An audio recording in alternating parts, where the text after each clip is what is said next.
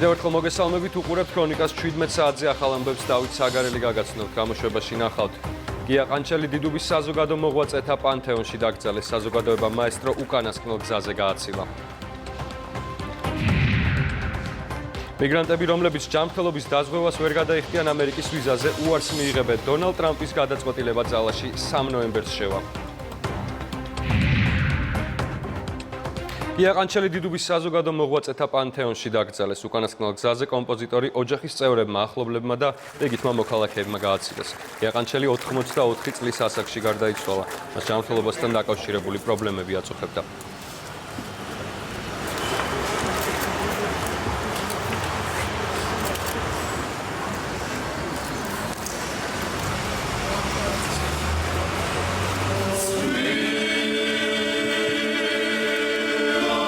ალბათ ყველაზე მეტად ეხლა მინდა უთხრა მადლობა იმისთვის, რომ მან აი ეს ბედნიერება მოგვანიჭა მე და ჩემი თაობის კოლეგებს და მეგობრებს, რომ ჩვენი გუნდის ლიდერი გახდა ბოლო 10 წლების განმავლობაში და ერთი ოჯახის შეგრძნებით ვიცხოვრეთ.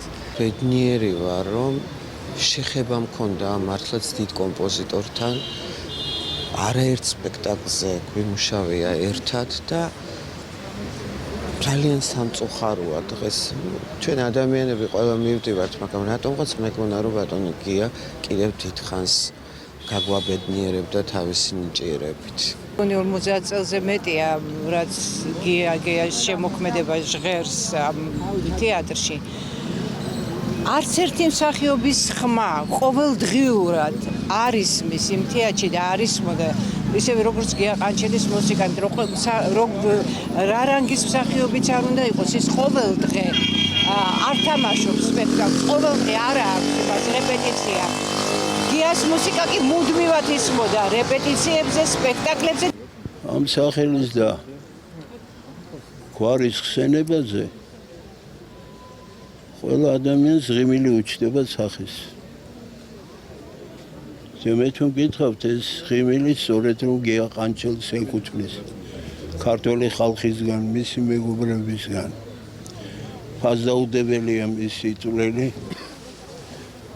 ქართული მუსიკალური ხელოვნების ისტორიაში, არა მარტო ქართული, მე ვიტყოდი მსოფლიო მნიშვნელობის მოქალაქე გახდათ.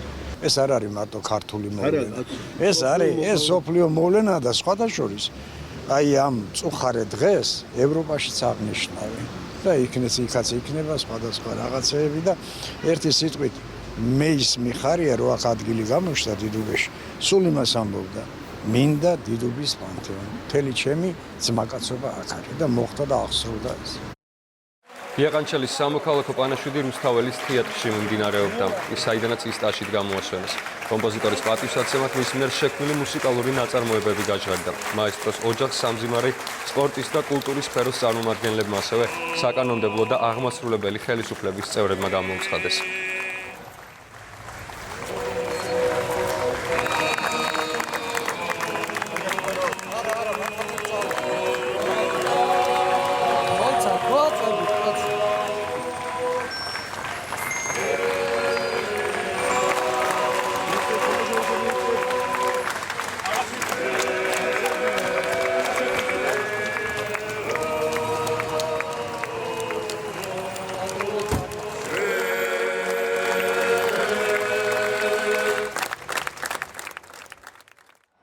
დღის სხვა სიახლეები საგარეო საქმეთა სამინისტროს შეერთებული შტატების სენატის კომიტეტის მიერ მიღებულ კანონპროექტთან დაკავშირებით განცხადებას ავრცელებს.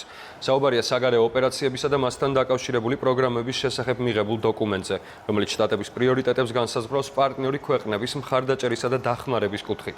საგარეო უწყების განცხადებაში ვკითხულობთ, რომ კანონპროექტი მნიშვნელოვან ჩანაწერს შეიცავს საქართველოს რეგიონების დეოკუპაციისა და არაღიარების თვალსაზრისით. კანონი ასევე საქართველოსთვის განკუთვნილი საბიუჯეტო ასიგნებების უპრეცედენტო ზრდასაც ითვალისწინებს. ეს გახლავთ პირდაპირი პოლიტიკური გზავნილი საერთაშორისო თანამეგობრობის ქვეყნებისთვის, რომ ამერიკის შეერთებული შტატები არ შეეგუება საქართველოს ტერიტორიების უკანონო ოკუპაციას. კანონპროექტში მოტანილი ჩანაწერები ასევე ძალიან მნიშვნელოვანია თვალსაზრისითაც, რომ ის განიხილავს, როგორც სამართლებრივ შეფასებას აძლევს რუსეთის აგრესიულ ქმედებებს საქართველოს მიმართ.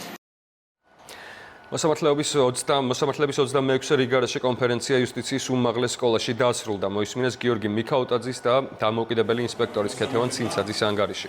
უმაღლესი საბჭოს მდივანმა მოკლედ მიმოიხილა უზენაესი სასამართლოს მოსამართლეობის კანდიდატების შერჩევის პროცესი. ასევე ყურადღება გაამახვილა სასამართლო სისტემაში არსებულ გამოწვევებზე. ამ მხრივ ახსენა საქმეთა გადატვირთულობა.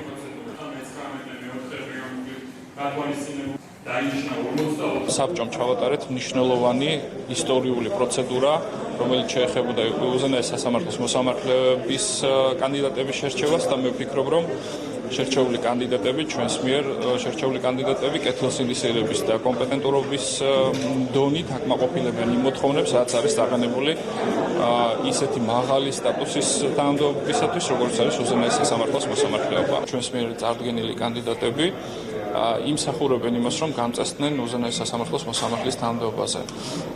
ვინაიდან მათ კიდევ ხაზს უსვამ დააკმაყოფილეს კანონით გასაზღვრული კრიტერიუმები კეთილსინდისიერების და კომპეტენტურობის თაობაზე. თუ არის საუბარი კლანზე, რომ დამთავრდეს ერთხელ სამუდამოდ, ჩამოვწეროთ ეს სია და შესაძლებელია მე ვიმსჯელოთ, რომ თქვა რაღაც ეს ხო აბსურდია, მაგრამ რაღაცას უნდა დამთავრდეს, ხო უნდა რაღაც ყველაფერს აქვს თავის დასაწყისი და თავის დასასრული. ძალიან სუპერლუკმარი პოლიტიკოსებისთვის, რომ თავიანთი პოლიტიკური მიზნებისთვის ამ სასამართლოს არიან ამოფარებული და იყენებენ ამ სასამართლო ხელისუფლებას თავიანთი მიზნებისთვის და ეს არ წაადგება ქვეყანას. თავარი გამოწვევად ისევ რჩება სასამართლოების გადატვირთულობა და ამ მხრივ ყველაზე მნიშვნელოვანი გამოსავალი არის მოსამართლეების რაოდენობის ზრდა, რაც არაერთმა კვლევამ დაასახელა. ამ მიმართულებით იყო მნიშვნელოვანი ის, რომ 21 ახალი მოსამართლე გამწესდა საანგარიშო პერიოდში, ხოლო 45 უვადოდ გადაინიშნა. ასევე მნიშვნელოვანი იყო, რომ 40 ერთეულით გაიზარდა მოსამართლეთა საშტატო ერთეულები და ბევრად მეტი ვაკანტური ადგილი იქნება შემდგომ გამოცხადებულ კონკურსებზე. პოლიციამ ნარკოდანაშაულისთვის პირობითი მსჯავრის ქვეშ ყოფი 2 პირი დააკავა. მათ ბრალი ნარკოტიკული საშუალების უკანონო შეძენა შენახვა შეედებათ. ჩხრეკის შედეგად ამოღებულია ეგრეთ წოდებული სირეცი და 170,000 ლარი. დანაშაული 6 წლამდე ვადით თავისუფლების აღკვეთას ითვალისწინებს.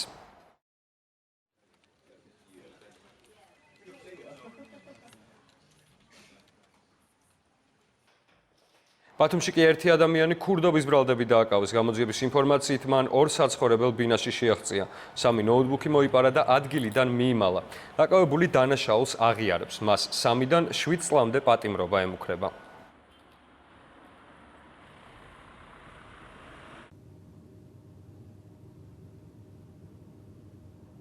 პრეზიდენტის მიერ პატიმართა შეწყალების სკანდალი გრძელდება. რადიო თავისუფლება აქვეყნებს ინფორმაციას, თუ რა დანაშაულისთვის იხდიდნენ სასჯელს სალომე ზურაბიშვილის მიერ შეწყალებული პირები.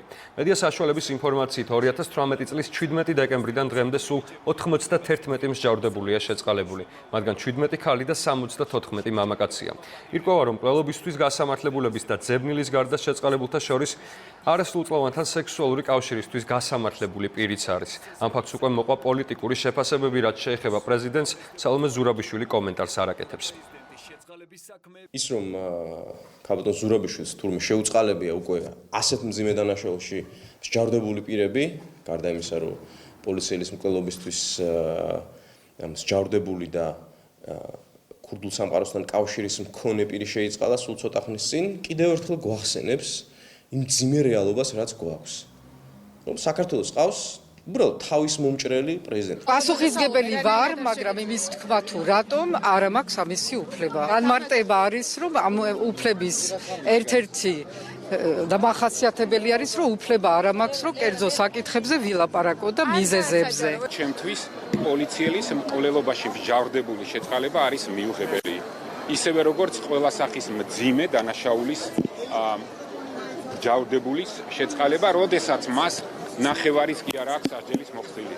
რა თქმა უნდა, აქ საკანონმდებლო ცვლილებები ეს რა თქმა უნდა არის საკანონმდებლო ცვლილებები საჭირო და ეს საკანონმდებლო ცვლილებები პარლამენტმა უნდა იმსჯელოს, საზოგადოებამ უნდა იმსჯელოს და უნდა მივიღოს. აუცილებელია, რომ როდესაც პრეზიდენტი ამა თუ იმ პირს იწყალებს, შემდეგ მან შეძლოს თუ კი რომელიმე კონკრეტულ შეწყალებულ პირთან დაკავშირებით გაჩნდება კითხვა, რომ მან ახსნას თუ რატომ მიიღო ესა თუ ის გადაწყვეტილება. რა თქმა უნდა, ჩვენ არ ვართ სამეფო, ჩვენ ვართ რესპუბლიკა, შესაბამისად, ჩვენ არ გვყავს მეფე ან დედოფალი, ჩვენ გვყავს პრეზიდენტი და პრეზიდენტს, რა თქმა უნდა, აქვს ვალდებულება, რომ შეწყალების აქტი რესპუბლიკაში დაასაბუთოს თუ რატომ მოხდა. რა თქმა უნდა, დასაბუთებაში არ იგულისხმება რამდენიმე გვერდიანი დასაბუთება, აქ იგულისხმება უბრალოდ ახსნა ან მინიშნება იმასთან დაკავშირებით თუ რა ედო საფუძვლად ამა თუ იმ გადაწყვეტილებას. მედიას ყოველთვის აქვს, რა თქმა უნდა, იმის უფლება, რომ შეისწავლოს თითოეული გადაწყვეტილება, მიუხედავად იმისა, რომ ეს გადაწყვეტილებები მიღებული იყო თითქმის 1 წლის წინ, ნაწილი, რომელზეც თქვენ საუბრობთ, მხოლოდ ახლა გახდა ის მსჯელობის საგანი, ალბათ ზოგადად შეწყალების პროცესთან დაკავშირებით მეტი კომუნიკაცია არის საზოგადოებასთან საჭირო. პირველები ვიყავით, ვინც ეს გავაკრიტიკეთ. პირველები ვიყავით, ვინც თქვით, რომ არ შეიძლება ამ ლოგიკით ადამიანების შეწყალება დაწყებული პოლიციელის მკვლელიდან გაგრძელებული შემდეგ ჩვენ ამდენიმე ადამიანი ვნახეთ, რომელთა შეწყალებაშიც არანაირი ლოგიკა არ იყო. მე ვფიქრობ, რომ ამასთან დაკავშირებით შემდეგ მორატორიუმიც კი იურიდიულად გაუმართავი იყო. თითქმის 3 საათის განმავლობაში იკითხებოდა გენერალურ პროკურატურაში ნოდარ მელაძემ. რუსთავიორის საინფორმაციო სამსახურის ყოფილ უფროსთან გამომძიებლებს კითხვები აღებულ პრემიებთან დაკავშირებით ჰქონდათ. პროკურორები დაინტერესდნენ, რა პრინციპით გასცემდა ბონუსებს ტელეკომპანიის ყოფილი გენერალური დირექტორი. სწორედ ნიკა გვარამიას დაკავების სურვილით ხსნის მიმდინარე პროცესებს თავად მელაძე. საქმე ეხება ნიკა გვარამიას წინააღმდეგ დაწყებულ გამოძიებას და ამ გამოძიების ფარგლებში ეხებოდა მათ შორის რა პრინციპით გასცემდა ნიკა გვარამია ადამიანებზე ბონუსებს და მარტივად უპასუხო, რომ ეხებოდა იმ პრინციპით, ვინც რამდენი რეიტინგის აკუმულირებას ახდენდა არხისთვის. ამ პროცესის მიზანი არის ნიკას დაჭერა და რაც შეიძლება მალე. რაც იქნება ძალიან ცუდი, იმიტომ რომ ფიქრობენ სავარაუდოდ ხელისუფლებაში, რომ თუ დაიჭერენ ნიკას, გააჩერებენ მთავარი არხის მაუწყებლობას. ეს ასე არ მოხდება. ამ არხზე მუშაობენ ადამიანები, რომლებიც 1 წუთი არ გააჩერებენ მთავარის მაუწყებლობას და მთავარი კიდევ უფრო გაძლიერდება და გახდება კიდევ უფრო გავლენიანი. გიორგი კანდელაკი ზაქარია ქუცნაშვილის განცხადებას ეხმაურება. მისი თქმით, ქუცნაშვილი გავრილოვის გამართლებას ცდილობს და ცრუობს, როდესაც ამბობს, რომ ის აფხაზეთის მოვლენებში არ მონაწილეობდა. ევროპული საქართველოს წევრი სახელმწიფო უსაფრთხოების სამსახურს მიმართავს და ითხოვს პასუხს. აწარმოა თუ არა გამოძიება უწყებამ ამ მიმართულებით. მე მინდა საზოგადოებას წარუდგინო ლიტვის უშიშროების სამსახურის უფროსის ბატონ მაჟეიკას განცხადება, რომელიც გამოქვეყნებულია ლიტვის საზოგადოებრივი მაუწყებლის საიტზე, სადაც იგი ამბობს, რომ ეს ასამბლეა არის მართლმადიდებლობის სახელს და ქრისტიანობის სახელს ამოფარებული რუსეთის საგარეო პოლიტიკის ინსტრუმენტი. ასევე ესტონეთის დაზვერვა მიიჩნევს, რომ ეს ასამბლეა არის რუსული პროპაგანდის პლატფორმა. აქცია ლაგოდეხის ცენტრში ადგილობრივების სუფთა და უსაფრთხო წყალს, ასევე წყლის მრიცხველების გაუქმებას და გადასახადის სულადობის პრინციპით დაწესებას ითხოვდნენ. მათი თქმით, სასმელი წყლის მიწოდების ახალ სისტემაზე გადასვლის შემდეგ მოქალაქეების ინტოქსიკაციების შემთხვევები გახშირდა. მოთხოვნებს სამართლიანს უწოდებს ლაგოდეხის მერი და ამბობს, რომ კომპანიამ ხარვეზები ნოემბრამდე უნდა გამოასწოროს. ლაგოდეხში სასმელი წყლის ახალი სისტემის მოსაწყობად 13 მილიონ ლარამდე დაიხარჯა.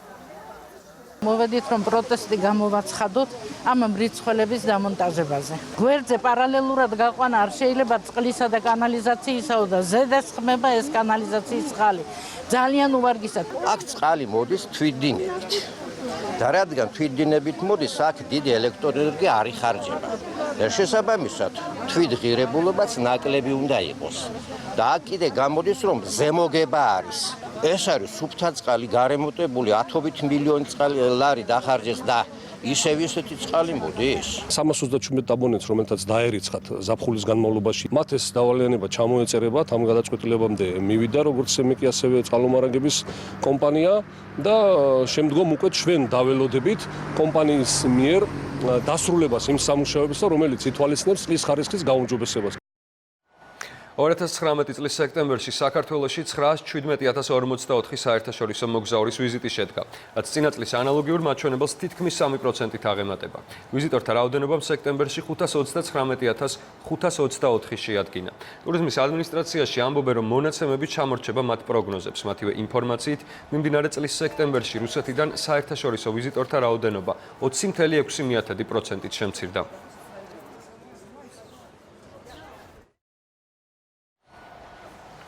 ქართული ქვევრი ვაშინგტონის ისტორიულ უბანში, შტატების დედაქალაქში საქართველოს საელჩოს ინიციატივით და ორგანიზებით განთავსდა. მიზანი ქართული ღვინის კულტურის პოპულარიზაცია. ქვევრის გახსნის ოფიციალურ ცერემონიალს საელჩოს და დიასპორის წარმომადგენლები ესწრებოდნენ.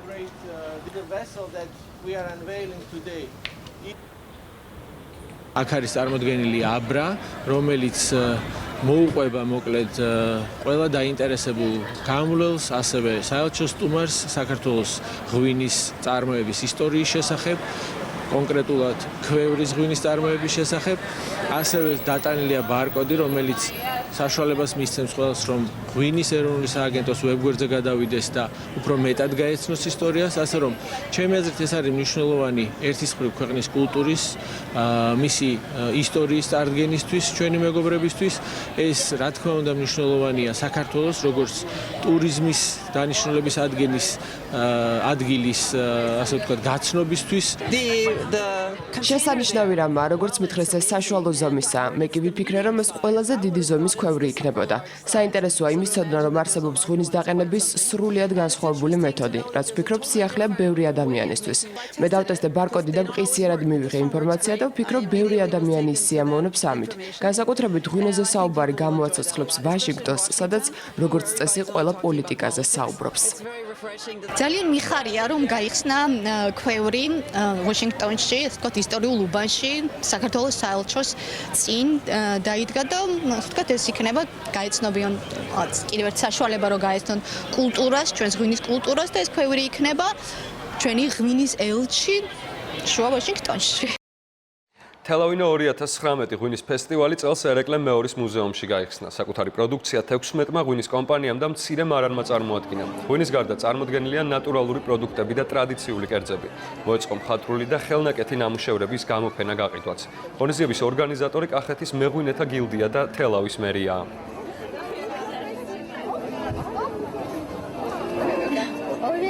მრთველი პრაქტიკულად საქართველოში დასრულებულია 230,000 ტონაზე მეტი ყურძენი არის გადამუშავებული დღის მდგომარეობით და შესაბამისად ღვინის წარმოება მაღალხარისხიანი ქართული პროდუქციის, რომელიც ხელმისაწვდომი იქნება როგორც ადგილობრივ ბაზარზე, ისე საერთაშორისო ბაზარზე, სწორედ განპირობებულია მსგავსი ტიპის ხარდამჭერი ღონისძიებებით. წარმოდგენილი აქვს ეს პროდუქტები, აქ შეღავათიან ფასებშიც, ეს ყველაფერი და შეუძლია თითოეულ წარმომადგენელს დააგემოს ჩვენი როგორც სტანდარტული ხარისხის ღვინოები, ასევე პრემიალური ხარისხის ღვინოები. ღვინის საერთაშორისო ფესტივალს მასპინძლობს ბაღდათიც. ღონისძიება მაიაკოვსკის სახლ-მუზეუმის ეზოში გაიხსნა. ფესტივალი წელს პირველად იმართება და მასში 50-მდე მეღვინე მონაწილეობს. მიმდინარეობს ღვინის გაყიდვა, დეგუსტაცია, ასევე ადგილობრივი წარმოების ნატურალური პროდუქციის და ხელნაკეთი ნივთების გამოფენა გაყიდვა. დღესვე ადგილობრივი ხელისუფლების წარმომადგენლები ბაღდათის საპატიო მოქალაქეებს დააჯილდოებენ.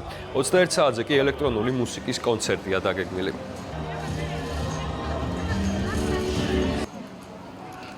ჩემ ღვინოს დიდად შეუწყობს ხელს ეს ფესტივალი, როგორც ყველა დანარჩენ იმ მეღვინეებს, რომელიც ბაღდათში აწარმოებენ ღვინოს იმერულ ღვინოებს და დღეს ვინც აქ მონაწილეობას ღებულობს ფესტივალში. წარმოდგენილი არის ღვინო, წარმოდგენილი არის ქართული კულტურა, ფოლკლორი, თანამედროვე ხელოვნება, ადგილობრივი რეწვა, ადგილობრივი კულინარია და მე მგონი არა მხოლოდ უცხოელებისთვის და ტურისტებისთვისაც, ქართველებისთვისაც ძალიან საინტერესო იქნება აღნიშნული ფესტივალის დღეღლად მომავალში მონაწილეობა. გურჯაანის კულტურის ცენტრიდან თანამშრომლები გაათავისუფლეს. მიზეზი დაგეგმილი რეორგანიზაციაა. ხელშეკრულება 15 თანამშრომელს აღარ გაუგრძელდა. სამსახურის დირექტორი ვალერი შოშიაშვილი ამბობს, რომ ღონისძიება იმ თანამშრომელთა მიმართ გატარდა, რომელთა სამსახურში გამოძახება მხოლოდ საჭიროების შემთხვევაში ხდებოდა. დაზოგილი ხარჯები მოხმარდება ინფრასტრუქტურის განვითარებას, კულტურული ღონისძიებების განვითარებას, თავარი რაც არის კიდევ ჩვენ შინაგან წესში შევიტანეთ ცვლილება და გურჯაანის კულტურის ცენტრში იმ სასიცოცხლოდ მნიშვნელოვან ვაკანსიებზე, რომელიც ჩვენ საහිებს სჭირდება, გამოცხადება ვაკანსია კონკურსის წესით და ეს არ იქნება პირდაპირ დანიშნული. დამსაქმებელთა ასოციაცია შრომის კოდექსში დაგეგმილ ცვლილებებს ეწინააღმდეგება. ის შენიშვნებს პარლამენტს წარუდგენს. ასოციაციის იურიდიული კომიტეტის ხელმძღვანელი ამბობს, რომ მთავარი შენიშვნა ზეგანაკვეთურ შრომას და სტაჟირებას ეხება. შალვა ცხაკაიას თქმით, მთავრობამ ბიზნეს სექტორის ინტერესებიც უნდა გაითვალისწინოს. და ის დერეგულირების პოლიტიკა, რომელიც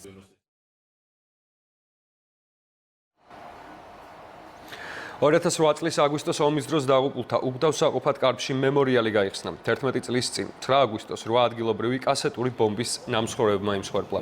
მოსახლეობის მოთხოვნით და გორის მუნიციპალიტეტის მერიის დახმარებით მათი ხსოვნის საპატივსაცემად მემორიალი იმ ადგილას განთავსდა, სადაც 11 წლის წინ ტრაგედია მოხდა.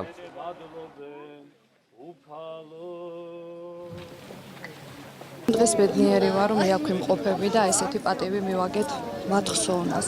თუ არა ეს ადამიანი, მე ვთვლი, რომ ეს ადამიანები გმირები არიან, რომლებმაც არ დატოვეს თავისი მიწაკარი, სახლკარი, არ დატოვეს თავისი მამული და იყვნენ აქ ბოლომდე, სისხლის ბოლო წვეთამდე, ასე ვთქვათ, იბრძოდნენ თავისი საქართველოს ტერიტორიული მთლიანობის აღსადგენად. მერიამ გამოვყავით თანხა, რომ აი ამ მართლმსაყოფად აგვეგოეს მემორიალი და მათი ჭირისუფლებისთვის შეგვემსუბუქებინა ის დიდი, რომელსაც ყოველთვის ითხოვდნენ ესენი, მათ მემორიალი ყოფილიყო. ეს ხალხი გმირები არიან, იმიტომ რომ მათ ომის დროს არ მიატოვეს ეს სოფელი და აი ამის გამო ისინი დაიღუპნენ რუსი ოკუპანტების მიერ. დღეს თბილისობა სახალხო დღესასწაული დედაქალაქში გრძელდება. ღონისძიებებს ორბელიანის მოედანზე პრემიერი და დედაქალაქის მერიც შეუერთდნენ. მართან ერთად არის მარიამ ლორთქიფანიძეც, რომელიც მოვლენებს დილიდან აშუქებს. სადღესასწაულო განწყობას ორბელიანის მოედანზე საქართველოს პრემიერ-მინისტრი, პრეზიდენტი და დედაქალაქის მერი შეუერთდნენ. ისინი თბილისობა 2019-ის ფარგლებში მიმდინარე ღონისძიებებს დაესწრნენ და ასევე გაეცნენ თბილისთან დაძმობილებული ქალაქების სტენდებს. ასევე აქ იმყოფებოდნენ პარლამენტისა და საკრებულოს დეპუტატები. ვილოცავ თბილისელებს ამ შვენიერ დღესასწაულს, რომელიც დღეს არის თან ისეთ ამინდში, რომელიც მართლაც არის სათბილისო ამინდი. ვილოცავთ ყველას. სასიამოვნოა, როდესაც ხედავ თბილისს უაღრესად ტრადიციულ ქალაქს და აი ამ უბნებში როდესაც დადიხარ და ხედავ როგორ სწრაფად ემსგავსება ევროპას, როგორ ხდება ინახავს თავის ტრადიციებს, მაგრამ მყარი ნაბიჯებით მიდის ევროპისკენ. თითოეულ თბილისელს მინდა უსურმო, რომ ვიყოთ წარმატებულები, ჩვენი ქალაქი იყოს კომფორტული, ბედნიერი, იყოს როგორც ქალაქელებისთვის, ასევე ჩვენი სტუმრებისთვის. მინდა თბილისის მერს მიულოცო ეს დღესასწაული. მე ძალიან კარგად მესმის, რამხელა ძალისხმევა და შრომა იმისთვის საჭირო, რომ ამ ქალაქს დაატყო შენი ხელი. ეს მართლაც დასაფასებელია, მაგრამ ყველაზე მნიშვნელოვანი არის, რომ თითოეულ თბილისელს მილოცვასთან ერთად მინდა უსურვო, რომ ჩვენი ტრადიციების შენარჩუნებით, იმას, რასაც თბილისელობა ერქვა ყოველთვის, სულ უფრო სწრაფად და მყარად მივდიოდეთ ევროპის მიმართულებით, იმიტომ რომ ეს არის ჩვენი მომავალი, ეს არის ჩვენი შვილების მომავალი, ჩვენ უნდა ვიყოთ წარმატებულები, კომფორტულები, მაგრამ ყოველთვის უნდა გვახსოვდეს საიდან მოვდივართ. დღევანდელი თბილისობა 2019 არის უფრო განსხვავებული, ჩვენ გვაქვს 3 ლოკაცია შერჩეული, სადაც აქ მოსულ ადამიანებს ექნება შესაძლებლობა იხილონ სხვადასხვა წარმოდგენები, გაერთონ.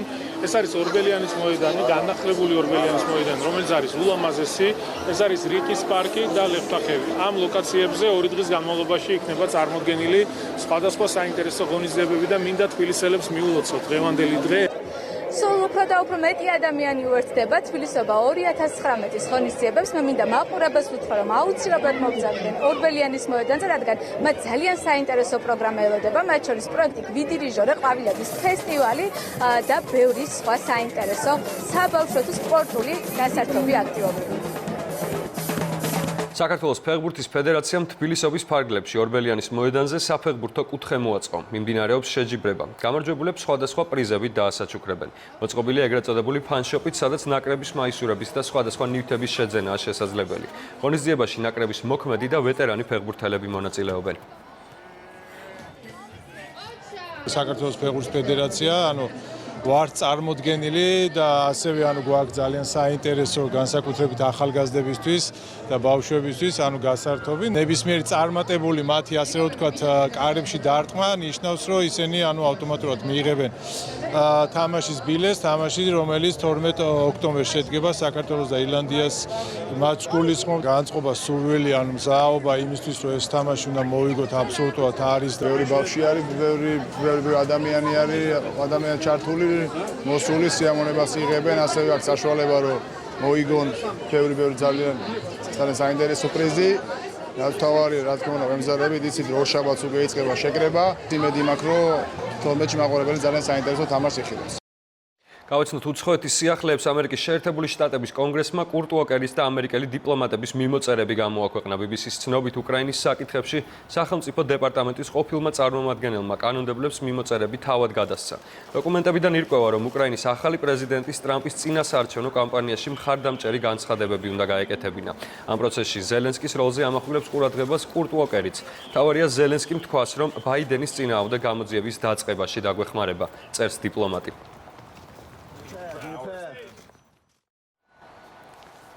დონალდ ტრამპი აცხადებს, რომ პოლონეთისთვის სავიზო რეჟიმის გაუქმების საკითხი ოფიციალურად გადაწყდა. როიტერის ცნობით პრეზიდენტმა შესაბამისი განკარგულება უკვე გასცა. სავიზო რეჟიმის გაუქმების შემდეგ პოლონეთის მოქალაქეებს უფლება ექნებათ ამერიკის შეერთებულ შტატებში უვიზოდ შევიდნენ და ქვეყანაში 90 დღის განმავლობაში გაჩერდნენ. ასევე ტრამპის გადაწყვეტილებით ის მიგრანტები, რომლებიც ჯანმრთელობის დაზღვევის საფასურის გადახდას ვერ შეძლებენ, ამერიკის ვიზას ვერ მიიღებენ. ინფორმაციას პრეზიდენტის ადმინისტრაცია ავრცელებს. ახალი კანონი ძალაში 3 ნოემბერს შევა. ცვლილება არ ეხება ქვეყანაში მყოფ მიგრანტებს და ლტოლვილი სტატუსის მქონე პირებს.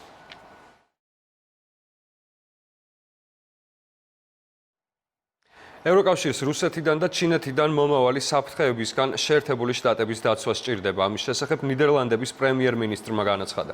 ევროკავშირის წევრი ქვეყნების უსაფრთხოებაზე საუბრისას მარკ რუტემ აღნიშნა, რომ ნიდერლანდები მიესალმება ევროკავშირის მიერ ნატოსთვის დაფინანსების გამოყოფის გაზრდის საკითხს, რათა გაუმკლავდეს იმ საფრთხეებს, რომელიც ჩინეთიდან და რუსეთიდან მომდინარეობს.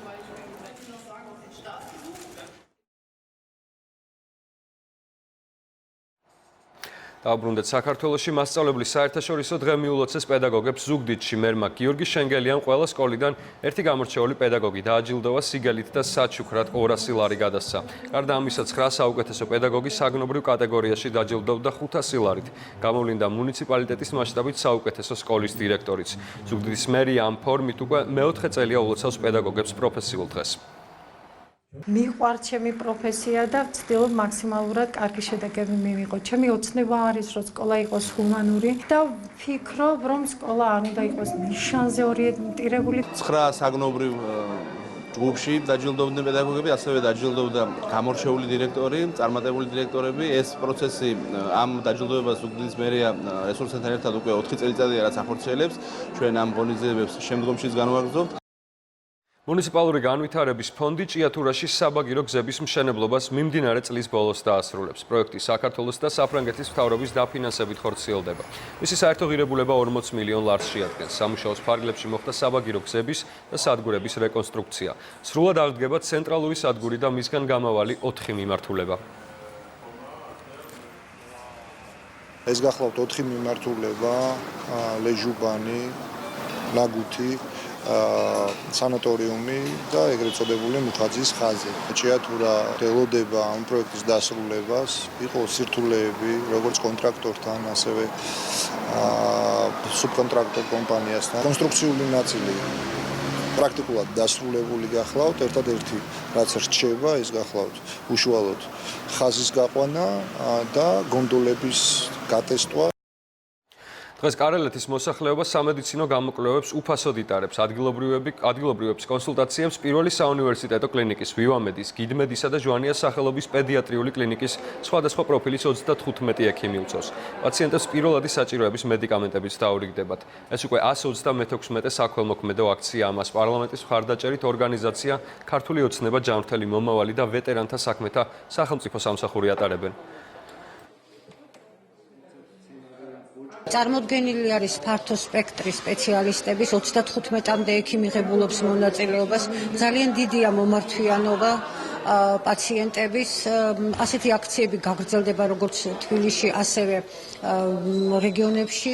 ამ აქციაში ჩვენ ვღებულობთ პაციენტებს როგორც სოციალურად შეჭირებულებს, ასევე ვეტერანებს, ვეტერანების ოჯახის წევრებს. ეს აქცია კიდევ ერთხელ ვფიქრობთ, რომ მნიშვნელოვნად ხელს შეუწყობს იმ ადამიანებს, რომ ადგილზე ხდება ეს გასინჯვები, თუ იმას რამე პრობლემები აღმოაჩნდება შემდგომ ჩვენი მიმართულებით უნებრია მივხედავთ და გვერდში დაუდგებით და არ დაჭირდებათ ამ ადამიანებს სხვაგან სიარული, იქ გასინჯვა, თანხის გადახდა და ეს არის ძირითადი მიმართულება.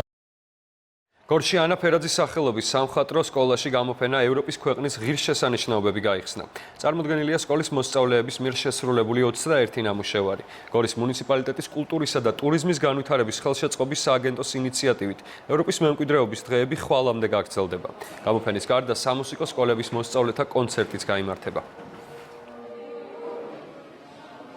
ჩვენი მოწაფეები თავისებურად ხედავენ ევროპას მის ღირსშესანიშნაობებს. მართალია ისინი ყველგან არ არიან ნამყოფი დედაქალაქებში, მაგრამ თავისი წარმოდგენით, თავისი ფანტაზიით ის სილამაზე დაანახოს ნახველს, რომელსაც დღეს თქვენს ადევნებთ აღყოს. ამ დროისთვის სულ ეს იყო ყველა სიახლეს გაეცნობით Imedi News-ზე, წინ 20 საათზე კი მთავარი გამოშვება გელოდებათ ნახვამდის.